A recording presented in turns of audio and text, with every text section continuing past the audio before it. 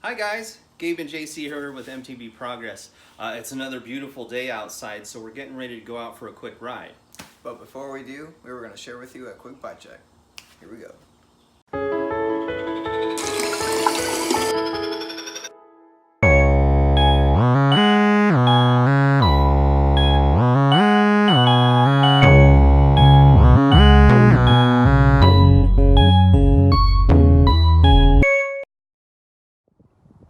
So here it is, peeps, Rip Taylor, our 2014 Niner Rip 9 aluminum in this super cool baby blue color that they came out with. This was the last year that they did this model. There was a revamp in 2015 or 2016, something like that. We got a killer deal on it, a closeout deal on price point. I think we paid like $1,900 for it. Pretty much the way it sits. We've done a few different things to it since then. I'll just start top to bottom.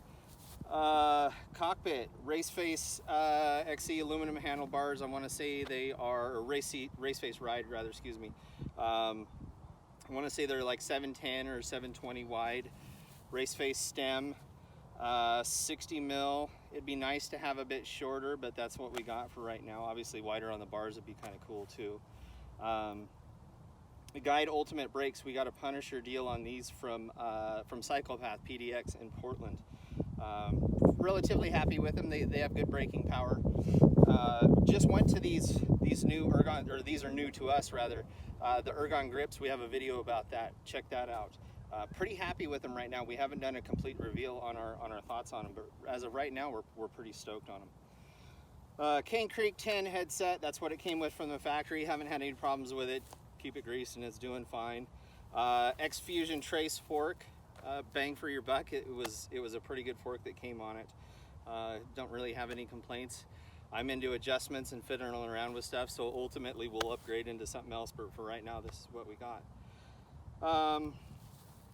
On the front, we're running the Maxxis Minions DHF.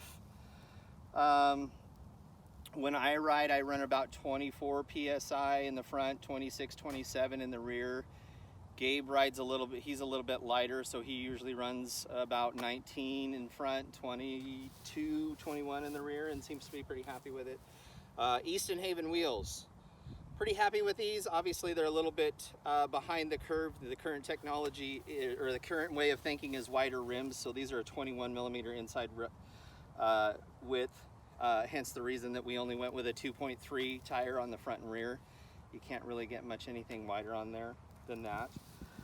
XG rotors with SRAM brakes. Funny thing, I didn't really care much for the SRAM rotors that I had in the past, so I thought I'd try something different, and we went with the XT rotors, 180 in front, 180 in the rear.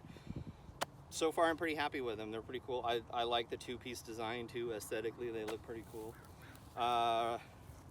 Moving on back. Oh, don't forget the You Are What You Drink stem cap there too, by Niner. We have Monarch RT rear shock.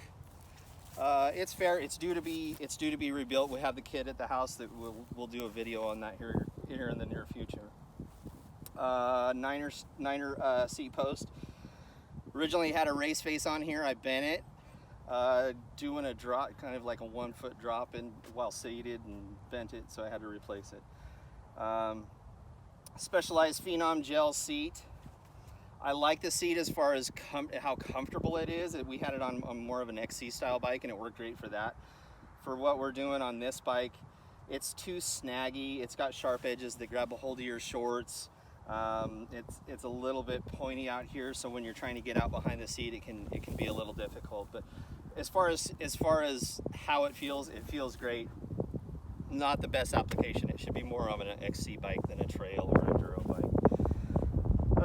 Race face ride crank came in from the factory. Originally had a 2x10 system, Shimano 2x10. We removed the larger chain ring and just put on a 30 tooth with a 10 through 36 SLX cassette on the rear. I wasn't sure that we were going to be able to have the legs for climbing hills like in Post Canyon and whatnot, but actually it's not. After a while you get some you get your endurance and your leg strength up, and it actually works pretty well. XT rear derailleur, again, what came on it from the factory, haven't any complaints. It's out of adjustment right now. I definitely need to address that. Crank Brothers Enduro mallets with the long shank on them. I really like the pedal. They're really durable. Me personally, I think I'm going to go away from clips. I'm really challenging myself to do more tricks and you know, do a lot more technical riding where I need to bail real quick. And I really feel like being clipped in is kind of hindering my progress, because I notice I kind of reel back on my riding and tend to mentally hold myself back. So we'll probably be upgrading and changing to something different on those soon. On the rear, for rear tire, Maxxis Minion DHR2, the kind of a typical combo over here. It's great traction. For pretty much, from what I understand, you know, the beginning of the season to the end of the season, when it's, you know, when it's a little bit wet but not that pebbly. I would like to try an aggressor on the rear when it's really hot and dry. I hear really good things about that combo, about the DHF and the aggressor, but maybe we'll try that one day. Other than that, there it is, Rip Taylor. Got that name obviously because it's a Rip 9. Also, Rip Taylor is pretty flamboyant, which is the combo that we wanted to go with on here. Hence the stickers on the wheels. We kind of did the Jekyll and Hyde look on it with a different sticker combo on it on each side. So there you have it, guys. Rip Taylor, our 2014 Niner Rip 9 aluminum. And if you're curious on what I rode today, make sure to stay tuned for future butt checks. So if you got any value out of what we showed you today, please hit like and subscribe. It helps us out immensely. For more MTB progress, make sure to check the links down in the description down below. And remember to celebrate every progression, no matter how large or small.